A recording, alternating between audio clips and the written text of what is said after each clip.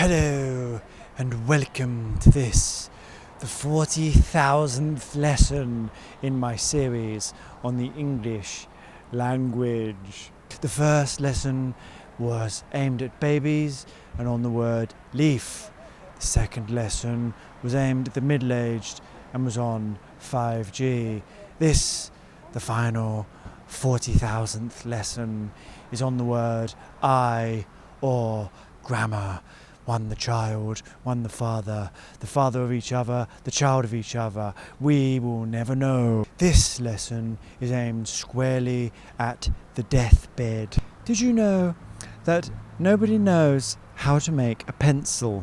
The various processes for mining and refining graphite are so complex that no one mind could possibly comprehend all that's involved in its manufacture. And that is before even considering the components of the machine to do the mining, each with whole teams of people working to understand the most efficient way to mine graphite, to build the machines for building the machines, for building the wheels on the machine that works the machine. It is so complex that not even the whole of a football team could understand it. And what about the economic systems required to permit the utilization of human labor for the production of such things? And that is before we even consider a teleology of the pencil. What is it for? Is it a decorative earring for a carpenter, or is it a stress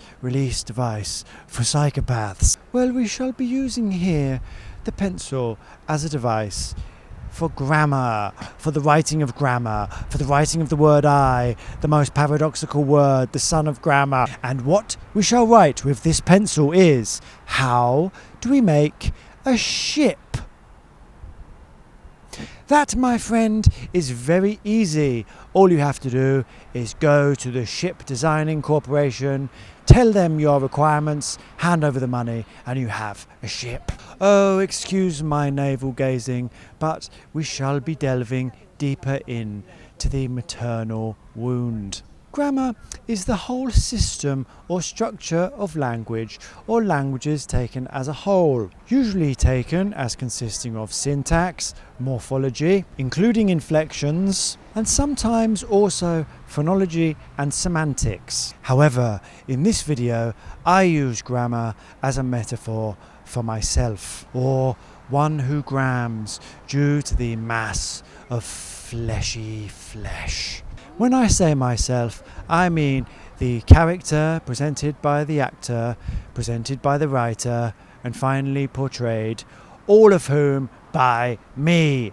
Yes, some eyes we watch through the video of performance. So let us delve into a teleology of that eye. What purpose does that eye serve for this video, for you the viewer, for the eye creating the video, etc., etc.? Don't ask me, I dare not tread in the murky squalls of that nonsense, the murky squalls of the ego, before we've even considered to ask the question of the psychosexual depths, which would constitute a reason for all these eyes deciding to create this video cultural artifact and put it on the internet. Me, the character here, I designate to represent these eyes. And why would that eye ventriloquize this eye to present these eyes as a metaphor for grammar? I claim that this eye uses the video form to impress itself upon other eyes, namely you, the viewers. This video constitutes one unit in the totality of videos, which constitute their own grammar of the image. Eyes floating aimlessly in a sea of confusion, the passing ships of phenomena floating in a dark sea, mediated by the computer, transcoded by CCD of the video camera to binary stream, re-encoded and converted to light and pressure waves to transmit to your eye, and converted by your ear back into who knows what as it passes towards your dying eye, and finally disappearing in that final vocable, the death rattle, the bracketing of all your sentences. Since the first cry of the baby, the vagitus, how does the final sentence set of the eye stand to the living eye? Take that, materialists. Let us consider the idiom in which the author eye is operating, how that idiom is delivered by the performer eye, editor eye, and the final total and singular eye, the combined eye of us all. But what of all the eyes that built the screen and managed the movement of information across the world? Well, all these eyes dialectically relate to each other through grammar.